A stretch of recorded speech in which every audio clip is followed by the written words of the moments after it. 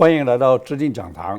我们上次提到这个哈马斯越过加沙走廊的边境，对以色列人进行这个突击杀害了许多平民，甚至包括外国人在内这种暴行实际上是受到一些神棍跟政治恶徒的操弄。那么最近有一些报道让我们看见这些神棍的这个真面目。下面呢，我们请阿蛙来给我们披露一下这有关的报道。10月26日，半岛电视台公布了哈马斯主要头目的资产总额超过110亿美元。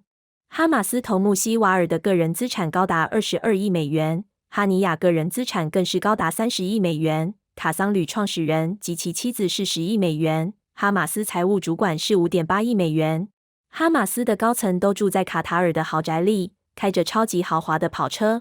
根据欧洲新闻报道，哈马斯主要的收入来源是税金、财政援助、捐款和加密货币。在2014年的时候，哈马斯每年的收入就达到14亿美元。从阿蛙刚才的报道，我们可以看到，这些哈马斯这些头目借着不断的这个挑拨仇恨，不断的制造纷争，结果呢，给他们自己获得了巨大的财富，还有很高的政治地位。那么这是一个例子，我们可以了解，就是说有很多聪明人就发觉利用群众的无知可以得到很大的这个好处，所以他们就进行这个对一般平民的这个操弄。那么他们这种操弄呢，结果可以让一些根本互相没有任何仇恨、没有任何恩怨的人居然会这个残忍的互相伤害最近我们在 Netflix 看到一个纪录片，这个纪录片呢，中文叫做《他们都是平凡人：被遗忘的大屠杀》英文呢是 Ordinary Men: The Forgotten Holocaust。这部纪录片里面就记载了很多屠杀犹太人的这些德国人原来都是平凡人，然后他们被征召去进行这种残忍的这个屠杀。那么本来他们还觉得有犯罪恶感，几乎杀不下手，久而久之习惯成自然杀的理所当然。那么这部片子里面说犹太人600万有200万人在毒气室里面被毒杀有200万人呢，因为各种虐待过度劳动、缺乏营养、疾病、饥饿折磨死亡。另外有200万人呢是直接被枪杀。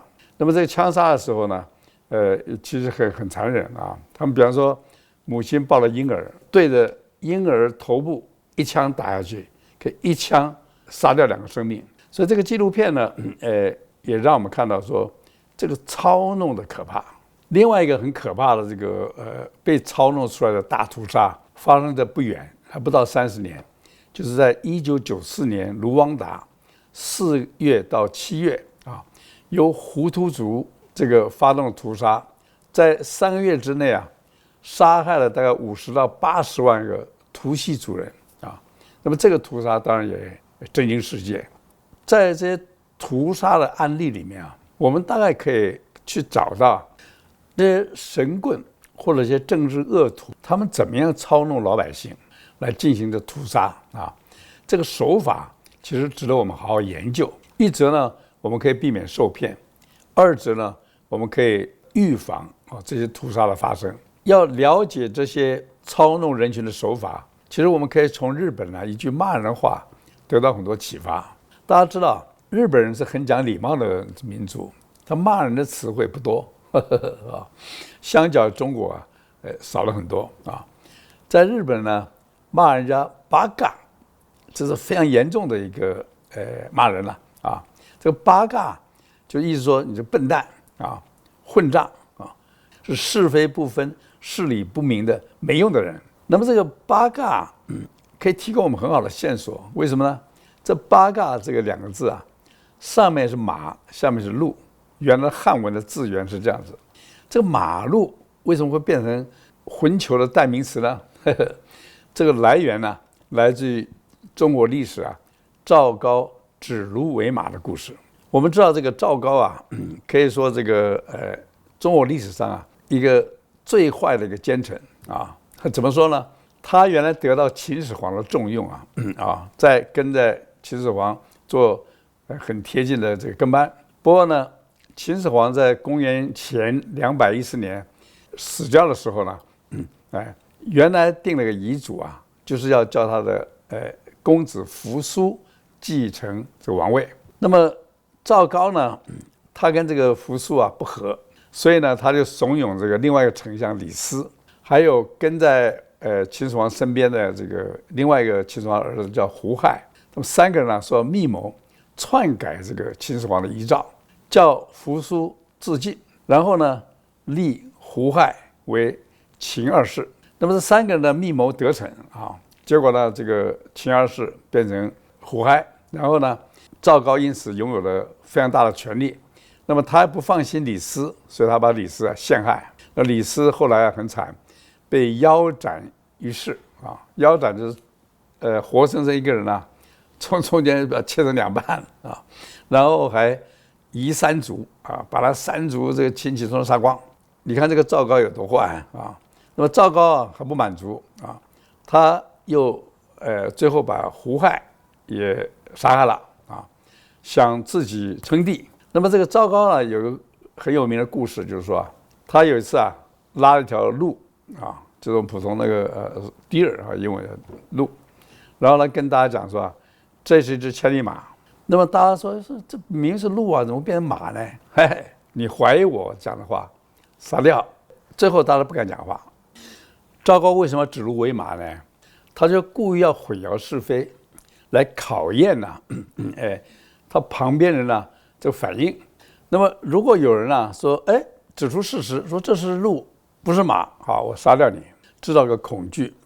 这么制造恐惧之后呢，所有的人就害怕嘛以后不敢再指出是非对错，就变成说什么停止思考，唯命是从，就变成我们所谓的鹰犬。比方说我们说某人是其他人的鹰犬，鹰犬什么意思呢？就是以前打猎的时候在天上飞的用老鹰，地上抓的用这个猎狗，甚至还有以前用猎豹鹰犬就是什么呢？就是说我命令下去你就执行，你不用思考。实际上就是把人变成不具有独立思考能力的这个杀人机器，这就是赵高指鹿为马的目的。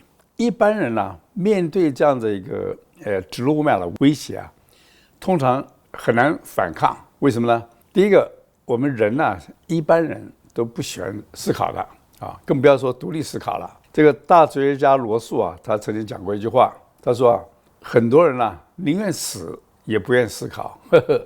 事实上有些人确实到死的时候从来没思考过，就是这个可以说人的一个人性的弱点了。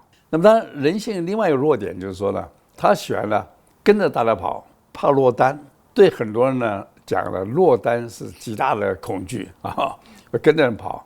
我们跟着人跑之后胆子就大像我们普通讲说一个人不敢去霸凌人家，可是弄了3-5个人他就敢去霸凌这个少数的人就是说人多势众胆壮所以这都是人容易被别人操控的弱点。另外一个操控人的方法就是鼓动仇恨。本来2个人没事有人在中间挑拨久了之后呢就开始产生仇恨了。那么产生仇恨之后呢，人就盲目了，很多应该不对的事情他把它合理化借着仇恨可以去伤害别人。这是操控群众的另外一个方法。当然还有一个方法就是利诱。比方说这个哈马斯叫这个所谓圣战士去杀人的时候，都跟他讲说你这是为阿拉这做事，那么你死了之后阿拉会奖赏你到天堂荣华富贵娶8个太太之类的，这就加以利诱。那么这些愚弄百姓加以利用这些恶棍恶魔在中国当然首推赵高这是第一名，是吧？那么赵高一阵的胡整乱整了，就很可怜。这个秦国在公元前221年统一中国之前它是有800年历史的一个王国。你看我们讲说春秋五霸有秦国啊，我们讲战国七雄也有秦国，是吧？结果这个秦国在公元前221年统一中国，这么秦始皇在公元前210年驾崩，结果短短3年啊，在赵高这一阵的恶整欺骗之下，公元前207年秦国灭亡。这800年帝国被赵高搞了3年灭亡啊！可见呢，这个赵高啊，确实是一个神棍恶棍的一个大师，是吧？随着这个秦朝的崩溃啊，赵高当然也被杀啊。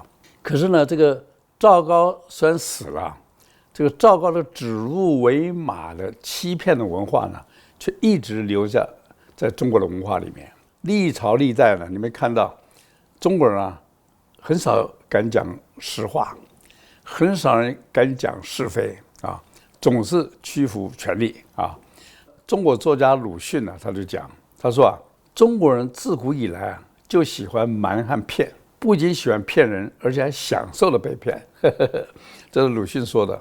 那么，在中国2000年来啊，这种屈服暴力啊，不问是非啊，这种欺骗文化当中呢，终于啊，到了20世纪，又培养出一个超级恶魔，可以说是近代的赵高。什么人呢？毛泽东。我们知道，中国啊，在毛泽东操弄之下啊，然后一路这个发动所谓的这个革命。后来在1949年啊，武装叛变成功，把这个中华人民共和国啊建立起来，从这个中华民国啊分离出去啊，独立建国。那么今天呢，大陆常常讲台独，其实应该讲错了。中华民国一直存在，我们有的是共独，就是毛泽东呢把这个中华民国分裂成2个国家。那毛泽东呢，其实是1949年建国以后啊，才开始真正的暴露出他魔王的这个面目。在毛泽东死之前呢，造成了中国人呢8000万到1亿人的非自然死亡。首先呢，开始了就是血腥的土地改革啊。毛泽东借着打地主分田地的口号，就打败了国民党，建立了中华人民共和国，号称说中国人站起来了。可是有没有站起来呢？事后证明啊，只有他一个人站起来了，没有其他人得到好处。比方农民来讲呢，农民这个帮这个共产党啊，建立政权之后是受到欺骗的啊。为什么呢？这个过程呢，我们可以看到这个有一本书啊，叫《血红的土地》。这是一个学者谭松啊，他写的。他去采访1949年以后，中共进行了所谓土地改革啊，中间种种的这个残暴啊，对这个地主的这个杀害啊，那么找了一些幸存的地主啊，叙述他们过去这段悲惨的历史啊，写出来这本书叫《血红的土地》。这血红的土地这个要点就是说啊，本来你这个中共打下了江山。啊，你就把这个地主土地征收发给农民，不就得了吗？可是啊，这共产党开会说啊，不能够平和的转移这个土地，要杀人。为什么杀人呢？因为过去指鹿为马，把这个地主啊描写的十恶不赦，所以说呢，必须要杀人才能够交代自己过去的欺骗。那么怎么杀呢？共产党说我们不好直接杀，叫农民来杀。所以共产党就发明了一个叫做公审制啊，叫农民呢把这个地主啊抓来跪在这边，团团围住，数落罪状，然后有个人丢石头喊杀，大家一起上去加以杀害，叫公审啊。事实上这个是没有经过任何法律程序，可以说无法无天的一种暴行。那么共产党为什么叫这个农民来对地主进行杀害呢？因为他把农民变成他的共犯。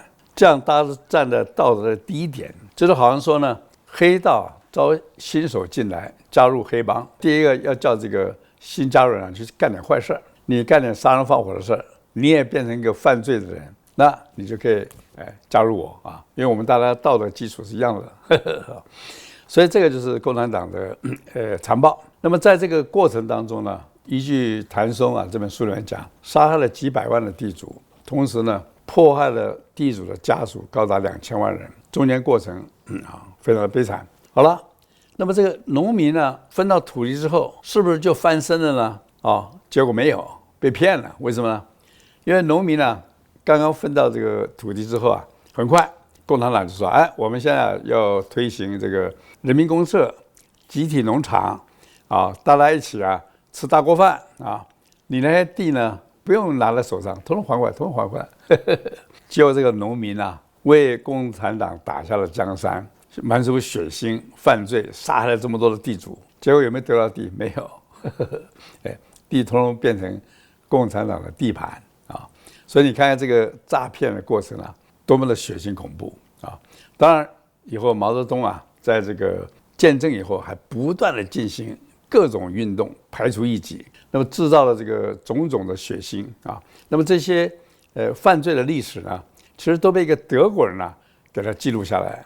这位德国人呢，他的名字叫做 Frank Dikötter， 他是一个记者啦，所以他后来跑到这个中国这个中央到地方啊，很多这个档案室里面去研究调查各种这个以前过去的这个档案，结果他写成了这个3部曲啊。第一部呢是讲说1945年到1957年呢，中间的这个发生了种种的运动，种种的惨案，英文名字叫做The Tragedy of Liberation， 这边后来有翻译本啊，就是叫做解放的悲剧啊。那么后来他的第二本呢，就叫做 The Great Famine， 叫做毛泽东制造的大饥荒，就是讲说1958年到1961年呢，风调雨顺当中啊，居然饿死了4000多万人，这个也是一个暴政啊。另外当然最后讲的是这个文化大革命啊，你看这个 Cultural Revolution 啊。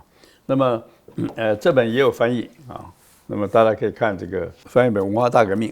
那么这些书都不老啊，大家不要误会说这很老的书，这都是2010年以后出来的，值得大家好好看。就是说这个过去这个毛泽东共产党如何指鹿为马，如何这个胁迫中国百姓呢，变成他的鹰犬，那么不断的为他们这些人的这个权利啊在铺路啊。那么这些人当然在背后，老百姓生活非常苦，也没有翻身，可是这些人呢是享受的非常好的生活啊。那么以上这些书呢，让我们了解啊，中共这个过去几十年在中国做的种种倒行逆施。那么现在呢，在台湾呢，我们常常听到有人讲说：“哎，老赵你讲的是过去了，现在共产党不一样了。”真是不一样了吗？当然我们知道。共产党呢，在过去30年，靠着美国人帮忙，靠着台商、港商、日商、韩商、新加坡去投资，他获得了这个外来的这个资本、技术、管理、市场，所以呢，经济发展的非常快。可是这共产党本质啊，有没有改变？在我看是没有。我们从几个迹象可以看出来。首先呢，就是习近平在2012年上台以后啊，他很快的说什么？他说啊，我们前30年、后30年不要互相否认，这是非常可怕的。为什么？因为文化大革命之后啊，中国共产党自己都承认这一场浩劫啊，是不堪回首的浩劫，是造成中国整个经济崩溃的浩劫。后来邓小平才不得已啊，1979年跑到美国求救。美国呢，当然一方面不希望中国啊变成这个一个大问题，另一方面呢，也希望联合中国啊来牵制苏联，所以伸出援手，让这个中国加入世界贸易组织，给他最惠待遇，鼓励大家去投资，造就过去30年经济的快速成长。可是呢，居然习近平上来说啊，不要否认这个文革，他把这个10年浩劫啊改成叫做艰难探索，非常可怕，杀了这么多人，8000万到1亿中国人，说不要否认。这是一个非常危险的征兆。那么以后我们看到这个习近平一系列的把人权律师统统抓起来，加强对所有中国人的管控，最后他跑到香港呢，悍然就撕毁这个中英联合这个声明。原来中共信誓旦旦保证1997年香港回归以后啊，50年不变，结果他们现在什么都变了，不断制定一些荒唐的限制这个自由的一些法令，什么国安法什么之类的。现在香港整个失掉了原来的自由、法治、人权这个各种保障，都不见了。所以今天的共产党并没有实质上的改变，因为呢还在很多方面呢指鹿为马。第一个当然指鹿为马，就是说台湾自古就是中国的领土，这个当然是完全不是事实啊。你说自古从什么开始啊？那么第二个说中国的领土，中国跟中华人民共和国是两回事，他把它偷渡过去啊，变成说是自古中国领土，其实上它的变成偷渡成说台湾自古就是中华人民共和国的领土，那么这就是很矛盾了。你中华人民共和国在1949年成立，怎么会自古就拥有台湾这块领土呢？所以你看，指鹿为马啊。那么因为这么一个指鹿为马的胡说八道呢，现在中共又在鼓吹这个所有这个很多无知中国人对所谓台独的仇恨。他说：“你看，中国本来是我们的，这些台独分子这个意图分裂国土，该杀鼓动是仇恨。甚至你看。”这个胡锡进以前的这个《环球日报》的总编辑，他甚至讲什么说将来解放军登陆台湾以后会杀光台独，不留活口。这是公然的鼓吹大家教唆中国去犯这个战争罪。我们知道这个战争罪在国际法庭上讲，就是说你战争也许有很多理由，可是不得杀害平民，否则你就犯了战争罪。就像胡锡进公然鼓吹中国人的这个去来对台湾犯战争罪然后中国共产党有没有去驳斥，有没有去更正呢？没有，觉得就应该这样那么我们一看到这个中国有位学者叫李毅他大放厥词说为了这个收复台湾，我们可以不惜运用原子弹把台湾这些人炸光，留岛不留人。如果因此引起世界核子大战，我们中国人了不起死掉1/4,000,000人，小菜一碟。这种话都讲得出来你可以看到，这在共产党这种操弄之下，很多中国人变得怎么样的无知变成一个怎么样的一个变成鹰犬化，这个是很值得我们警惕的。好，面对这共产党继续的指鹿为马，那我们要怎么样对抗呢？其实很简单，我们就是要重新发扬启蒙精神。我们知道这个启蒙运动在18世纪开始发展。这启蒙运动的内容就是说呢，第一个叫他理性就不要胡说八道理性就是尊重事实，尊重推理然后呢尊重科学。第二个呢，启蒙运动的这个重点就是要尊重人本主义，所谓 humanism。 人本主义就是说我们衡量这个幸福善恶的标准是要以个人为单位，就是不能用空泛的集体的所谓什么民族国家啦这些空幻的这些所谓利益来剥夺个人的权益这是人本主义。那么在科学跟人本主义之下呢，主张呢三权分立，防止权力的滥用，同时呢要尊重自由、人权、法治，然后民主呢来保障这些人的自由人权、法治。所以启蒙运动给过去200年来人类文明带来了巨大的进步。那我们今天要处理现在的很多的这个纷争，许多的愚昧，我们需要重启启蒙的精神。